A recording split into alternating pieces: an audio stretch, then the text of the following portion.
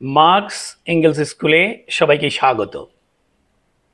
मरिस कनफोर्तेर syllabus अनुसारे आमरा marks Engels ओ लेनिनेर party संगठन सम्पर्कित चिरायत रचनागुलिर उपर आलोचना शुरू करेছি। आज एंगेल्सेर द लेबर स्टैंडार्ड प्रबंधमाला निये आलोचना करब। एंगेल्स एखाने संगठन श्रेणी संग्राम एवं श्रमिक राजनीतिर तात्विक भित्ति निर्माण करेছেন। 1881 साले लंडने प्रकाशित द लेबर स्टैंडार्ड छिलो ब्रिटिश ट्रेड यूनियन आंदोलन एक गुरुत्वपूर्ण पत्रिका। एखाने फ्रिडरिक एंगेल्स नियमित प्रबंध लिखेছেন जार लक्ष्य छिलो श्रमिक आंदोलनेर अर्थनैतिक सीमा अतिक्रम करे ताके राजनैतिक एवं विप्लबी संगठने परिणत करा। এই প্রবন্ধমালায় एंगेल्स शुधु संगठनेर रूपरेखा प्रदान करेनনি, बरং मार्क्सीय तत्त्वेर बास्तव प्रयोग घटिয়েছেন। प्रथमे এই লেখাগুলোর প্রেক্ষাপট ও উদ্দেশ্য বিচার করে দেখা যাক। 1870 এর দশকে ব্রিটেনের শ্রমিক ইউনিয়নগুলো ক্রমশ সংসদীয় সংস্কারবাদী চরিত্র ধারণ করছিল। তারা মূলত মজুরি, কাজের সময় ও শ্রমিক কল্যাণের মধ্যে সীমাবদ্ধ ছিল। एंगेल्स এই প্রবণতার তীব্র সমালোচনা করে পত্রিকায় লিখেছিলেন, ইংরেজ শ্রমিক শ্রেণী কেবল ট্রেড ইউনিয়নের সাফল্যে সন্তুষ্ট থাকতে পারে না, তাদের রাজনৈতিক দল হিসেবে সংগঠিত হতে হবে। এঙ্গেলস এখানে স্পষ্ট করে বলেন, অর্থনৈতিক সংগ্রাম যথেষ্ট নয়, শ্রমিকদের লক্ষ্য হওয়া উচিত রাষ্ট্রীয় ক্ষমতা দখল করা এবং সমাজ ব্যবস্থার বিপ্লবী রূপান্তর ঘটানো। এখন দেখা যাক সংগঠন সম্পর্কে এই প্রবন্ধমালায় এঙ্গেলস কি বলেছেন।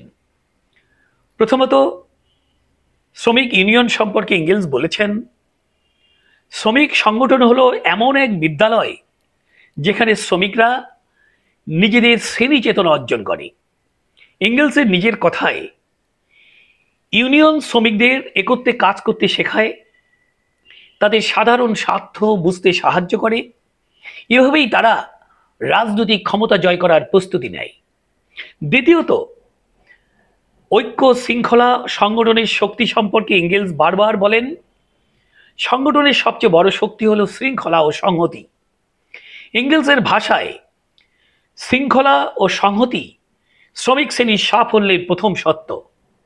এঙ্গেলসের মতে সংগঠন মানেই এমন এক ঐক্য যেখানে ব্যক্তিগত মত বা বিভাজন নয়, সমষ্টিগত সিদ্ধান্ত ও কার্যকর নেতৃত্বই গুরুত্বপূর্ণ। তৃতীয়ত আন্তর্জাতিক শ্রমিক ঐক্যের নীতি সম্পর্কে দ্য লেবার স্ট্যান্ডার্ডের একাধিক প্রবন্ধে এঙ্গেলস শ্রমিক আন্দোলনের আন্তর্জাতিক চরিত্র ব্যাখ্যা করে বলেন, পুঁজি যেমন আন্তর্জাতিক তেমনি শ্রমিক শ্রেণীকেও বিজয়ী হতে হলে আন্তর্জাতিকভাবে ঐক্যবদ্ধ হতে হবে। চতুর্থত তত্ত্ব ও চেতনার ভূমিকা সম্পর্কে এঙ্গেলস বলেন, সংগঠনের কার্যকারিতা নির্ভর করে তার তাত্ত্বিক দিক নির্দেশনার উপর। তার মতে শ্রমিক শ্রেণীকে কেবল লড়াই করলেই চলবে না, কেন লড়াই করছে তা বুঝতে হবে। তত্ত্বই হলো বাস্তব সংগ্রামের দিক নির্দেশক কম্পাস।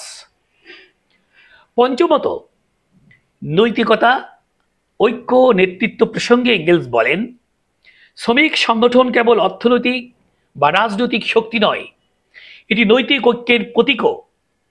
তার মতে শ্রমিক আন্দোলনের জন্য সততা, সাহস ও আত্মত্যাগ অপরিহার্য।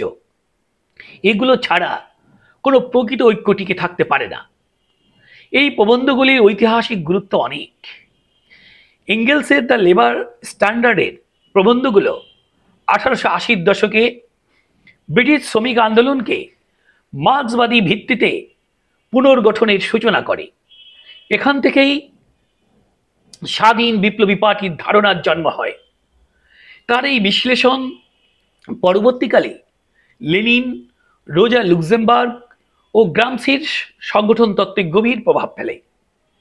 সুতরাং এঙ্গেলসের দ্য লেবার স্ট্যান্ডার্ডের প্রবন্ধমালা আমাদের শেখায় যে সংগঠন কেবল শ্রমিকদের প্রতিরক্ষার যন্ত্র নয়, বরং তাদের শ্রেণী মুক্তির হাতিয়ার। এখানে তত্ত্ব, সংগঠন ও নৈতিক দৃঢ়তা একে অপরের সঙ্গে দ্বান্দ্বিক ঐক্যে যুক্ত হয়ে পড়েছে। এঙ্গেলসের ভাষায়, only by the organisation can the working class become a power.